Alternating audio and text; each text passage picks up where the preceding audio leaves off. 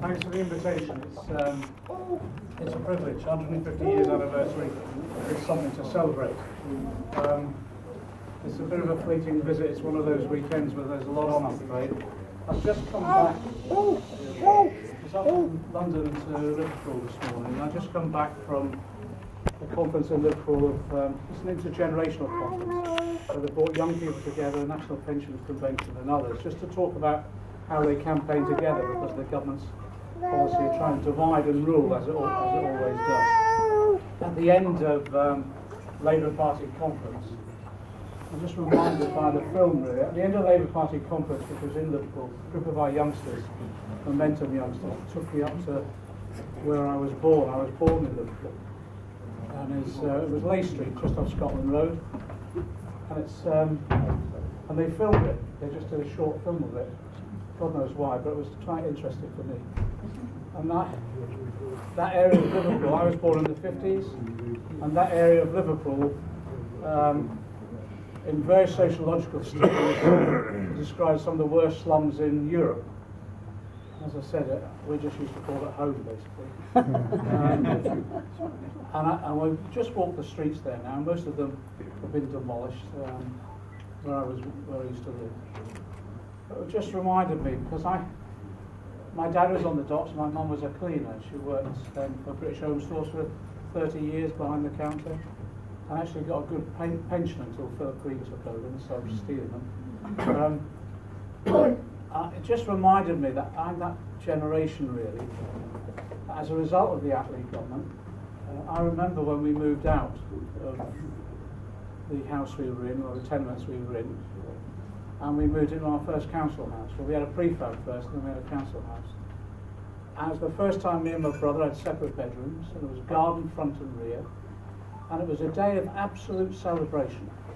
Absolute celebration. And that was an experience for most working class people of my generation at that point in time.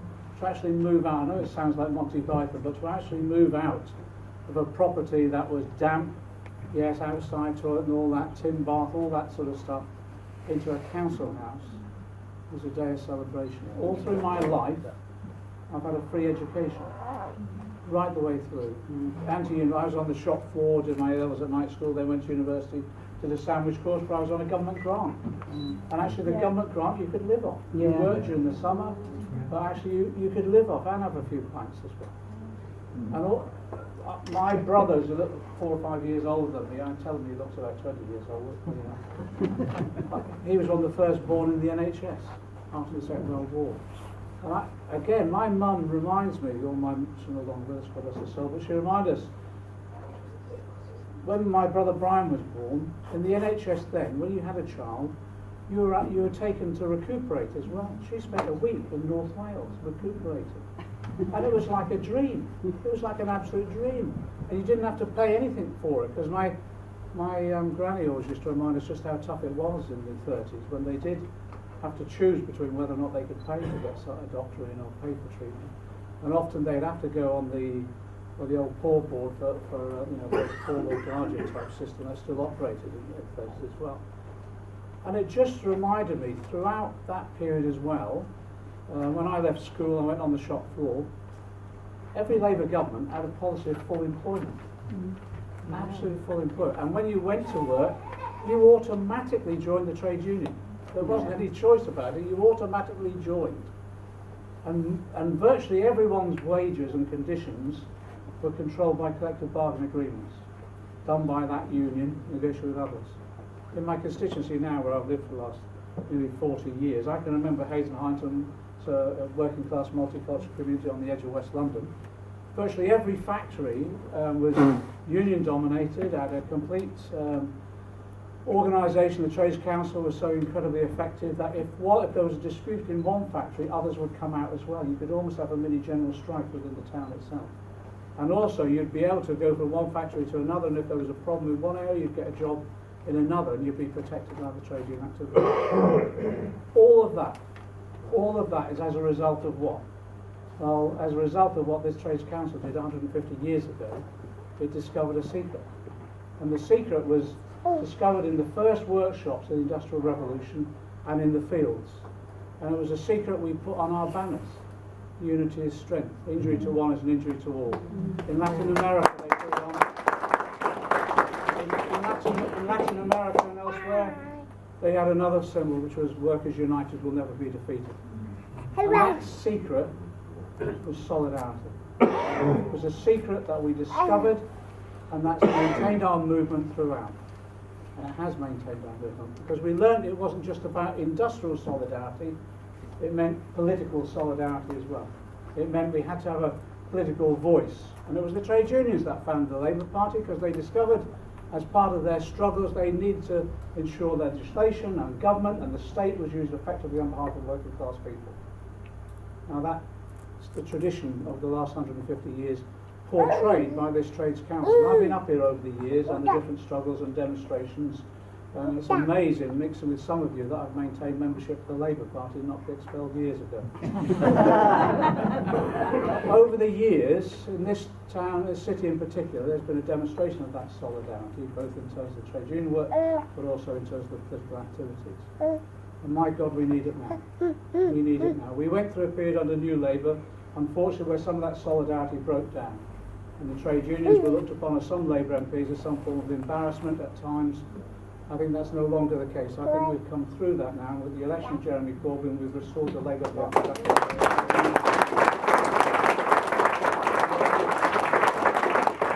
sends a message on support and solidarity at the moment. He's at the London Labour Party conference speaking there. We're now back to a situation where we have a Labour Party that's representative of the movement overall, where the trade unions are coming together and we're recruiting heavily as well. In terms of the Labour Party recruitment, we're now 600,000 members and we're still growing. We're the biggest political party in Western Europe. Extraordinary. So as the trade union movement now having gone down, we're now coming back up again. And that's as a result of what? It's as a result of the various struggles that are going on. And some of those struggles are at the forefront of what is becoming the fourth industrial revolution, where in the previous industrial revolutions, what's happened is the mechanisation of routine work. Now there's the mechanisation of non-routine work. But what we're seeing even there is victories. I pay tribute, actually. I pay tribute to the exposure that Unite undertook at Sports Direct to expose the level of but also, I have to say, the breakthrough of GMB taking Uber to court and winning. It just sends a message to all those on 0 hours contracts, on unstable work. We've invented a new term. One of my economic advisors, a guy called Guy Standing, some of you may have heard about him. He was the guy who first came up with the term precariat and did the book around that and around our policies around basic income that were developing. So we've invented a new term to describe this level of precarious work that is going on. It's interesting now, we're having victories after victories. And also, even in the toughest of areas, like the fast food industry. A couple of years ago, 3 or 4 years ago, I went along to the Bakers Union Executive. It's a small union, not hugely resourced, and they represent some of the lowest paid workers in the country. I went along to their executive and said, look at what's happening in America in terms of the fast food industry, taking on McDonnell's and the campaign the campaign for 15 as it was. And I asked their executive, would they lead on the campaign? To a person, unanimously they agreed they would. So what they've done, the Bakers Union, now working with other unions, they launched a fast food campaign. And it recruits youngsters as a result of what? Not just the traditional recruitment, going in there recruiting, of course all that goes on, but they recognise as well that some of these workers are the most vulnerable as well. We had one meeting where a guy from Costa came along who hadn't worked that week. Why hadn't he worked that week? Because he hadn't smiled enough the week before. Now, when I raised that in Parliament, that was denied by the company. Well, that's a lie. It did happen. And it's happening consistently, because if you don't perform to a certain standard according to their management or whatever, it can be for the slightest thing, you just don't get the hours. And it means that your life is precarious. So what the Bakers Union did, they've organised, they're recruiting, but they're doing it not just by going into the company, talking to the staff, etc. They realise people are vulnerable, so also they run a direct action campaign. So what's happening now on a regular basis, people have been invited along, not members of the union, but other unions and other progressive forces coming along, taking direct action outside of this company.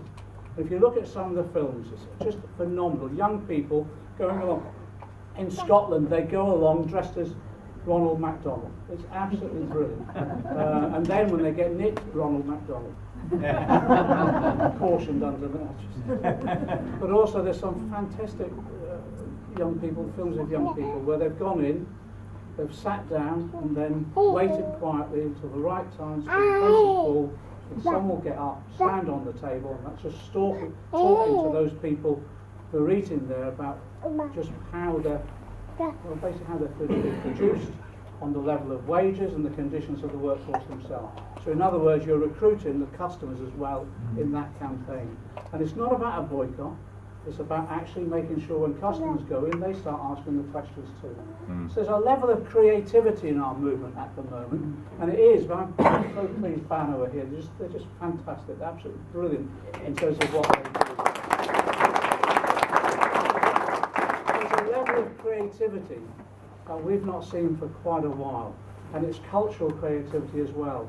Last week, PCS, working with a number of others, did a demonstration. They marched from the British Museum down to the National Gallery and others, and it was about the cutbacks in terms of not just galleries but also libraries. And it was a mass demonstration, and artists joined them, and musicians and others, and just members of the public who may not be part of the labour and trade union movement now, but are becoming part of the progressive social movement that we're building.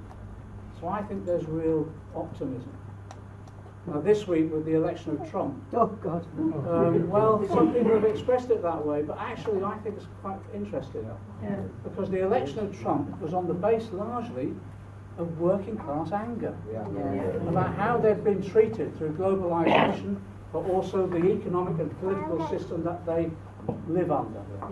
And the tragic thing is that working class anger has been channeled towards a right-wing oligarch, effectively. You know, we talk about gangster capitalism in the former Soviet Union, but let's see what comes out of Trump.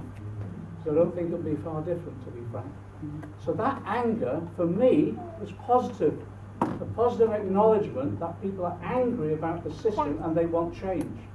Ironically, they've chosen the wrong route. They've chosen a billionaire, supposedly, to give them that change. But it demonstrated to me, actually, if Bernie Sanders had been in the race, I think he would have won. He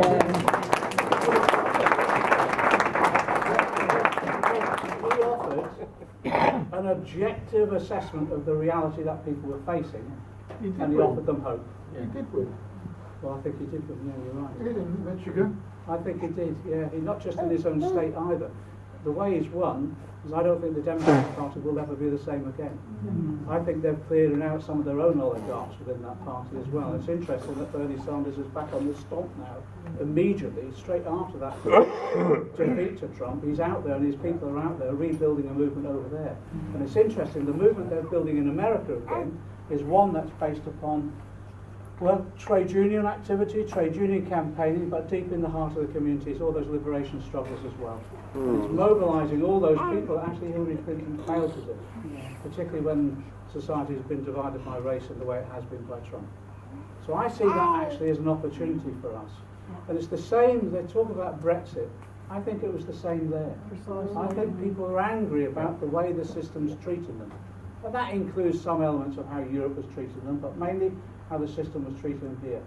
So our job now, I think, is to explain that and not allow people to think that we're on the run or defeated either in America or anywhere else, but actually we've got to explain why these events have come about. And I just genuinely think this is the opportunity we've been waiting for a long period of time. And I'll tell you why, and I think it's because the system's crumbling as we speak. And it starts to crumble when it comes to the ideas, the ideology. And up until now, we've been told that neoliberalism, and I think people say, well, you shouldn't use terms like this, people don't understand. Working class people aren't thick, we understand terms. We understand austerity, we understand neoliberalism. What we need to do is just discuss ourselves the details of it, that's all. Neoliberalism was basically on a theory, as you know, that if you make the rich richer, that money somehow will trickle down. Yeah. And the way you make the rich richer is you cut their taxes, both in terms of the rich but also the corporations.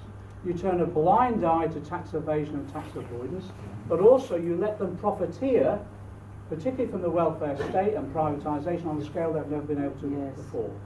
And then what happens is you also, if you want to really make them rich, you deregulate the banks and you allow them to put their money into dodgy loans and all the rest of society.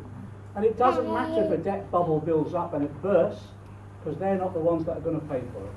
And that's what happened in 2007-8. That debt bubble built up. It's exactly like 1929, you know.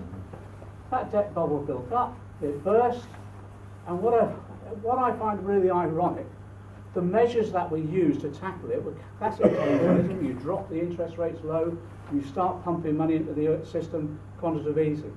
But what I found deeply ironic is that stabilised the system for a period, but it also did another thing. It increased asset prices, so the rich who owned became richer. Yeah. And then the irony of it all is that we have to then pay for it. So they made a very clear decision.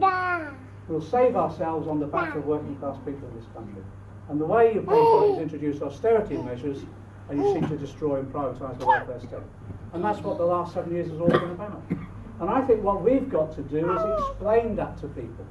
Because we were the people that said, if you do this, there'll be two things. One, it will fail economically, and it has. They haven't eliminated the deficit. Debt now is 1.6 trillion that our children are going to inherit as a result of what's gone on. So none of their metrics has worked. But also, we said there'd be hardship. And my God, there's hardship out there. Yes. Have you seen Daniel Blake yet? Yeah, brilliant film. Well, I had the Tory who's in a constituency next to me, who, by the way, was volunteered to have a third runway over my constituency, not over his, but I'll see him for that one. Kwasi Kwarteng, did you see him on TV? Yeah. He was on with Ken Loach, and he was saying, oh, it's just all fiction. It is virtually a documentary, Yeah. because that's what I experience in my surgery every week, people coming in. And it is appalling. And if you look at the metrics, our metrics of how you judge your austerity, we've got the housing crisis now that we've not had since the Second World War on this scale. I told you, I represent a working class community, multicultural, on the edge of London, West London. Tonight, I tell you, and I keep telling people time and time, tonight I have 200 families in bed and breakfast because they're homeless. I have families who are living in sheds and garages rented to them. Rented to them. The beds in sheds phenomenon of West London in particular. It's about people sleeping along the canal, in the parks, and overcrowded conditions we've not seen since I was a child. We've reinvented the back-to-back in my constituency. Families renting the front of a house, another family renting the back. Average rents between £1,400 and £1,600 a month. People can't survive. They work all hours God send at the airport in my constituency. There was a fantastic school play I went to where these kids had made it up about drugs and all the rest of them. The parents were kids, and the youngster was meant to be problems with drugs. And the dad was shouting at their daughter about being on drugs. And they'd written this play themselves. I just thought it was brilliant. And the young girl who was playing the youngster turned round, said, "Don't talk to me, you're not my parents, I never see you together." And that's true, because in my patch, if you want to be able to afford the rent or a mortgage, you'll both be working, you'll be at the airport, you'll be doing 8 to 12 hour shifts, and you'll pass in the night. You'll pass in the night. And you'll be doing more than the 5-day week, I tell you, if you're going to survive. And that's what family life has become for large numbers of people under austerity. Partly because wages haven't just been frozen since 2007, 2008, they've been cut by 10%. And also partly without trade union recognition or organisation in many firms, if you complain, you're out the door. And if you want to challenge it and go to court, you have to find 1,500 quid to do it. That's what they've done to us in parts of austerity, just around the housing issue. But if you look at what's happened in terms of benefits and sanctions, you know, the idea that in the sixth richest economy, sixth richest economy in the world, that we have 1 million handouts of food because people can't feed themselves is a scandal of any sort. Absolute scandal.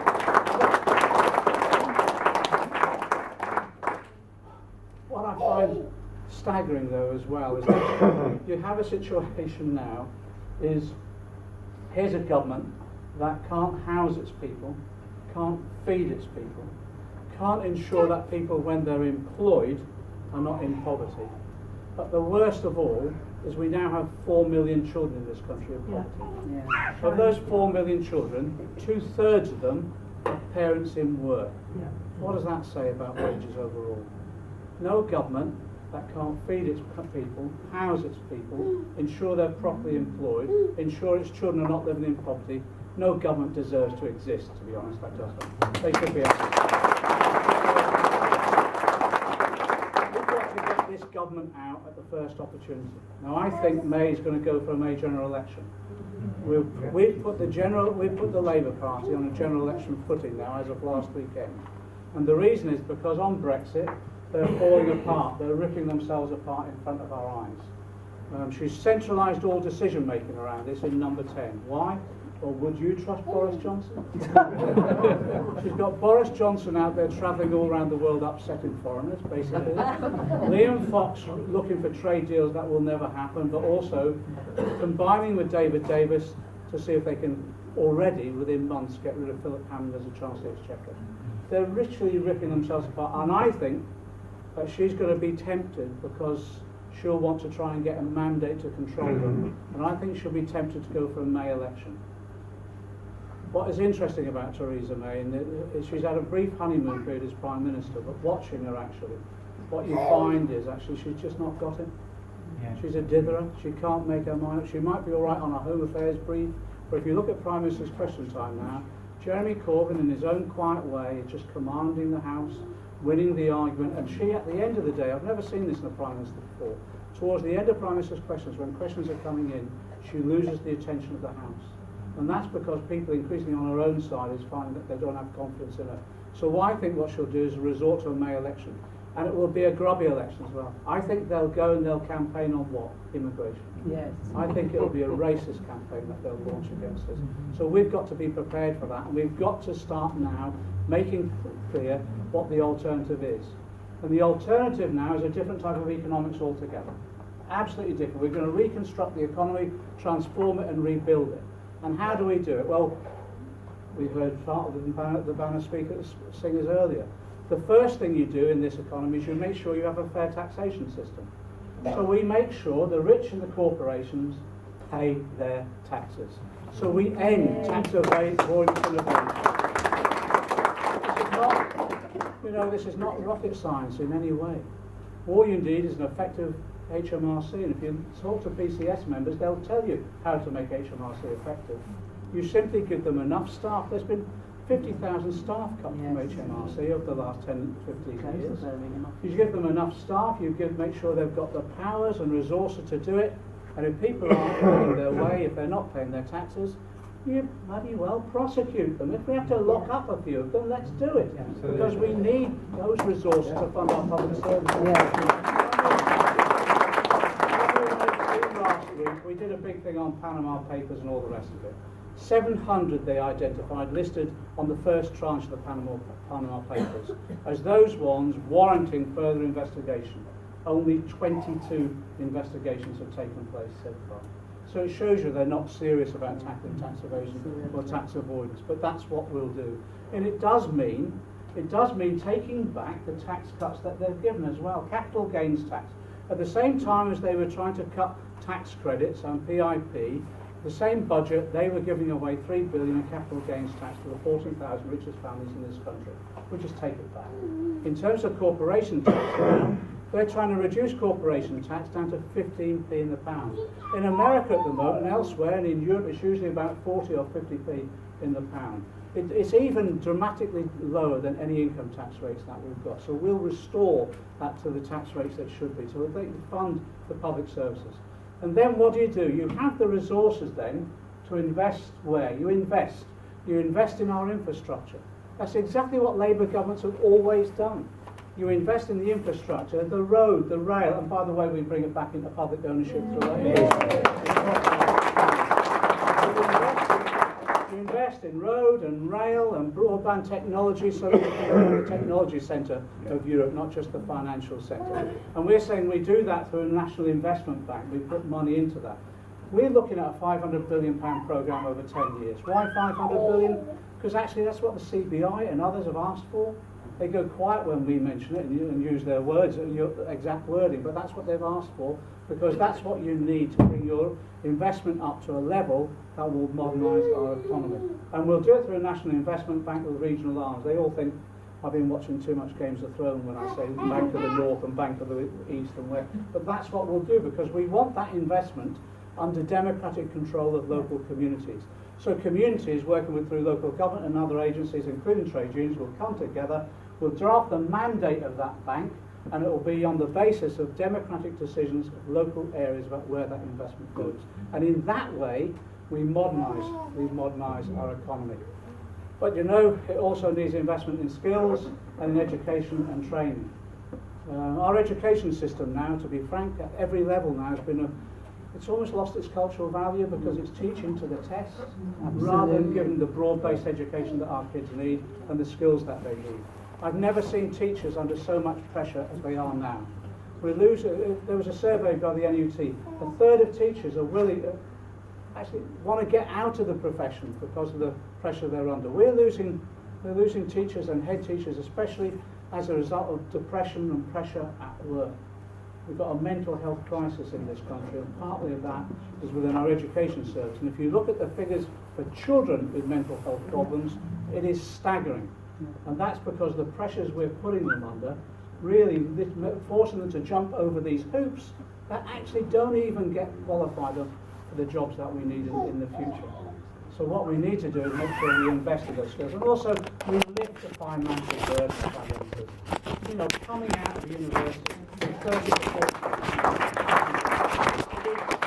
40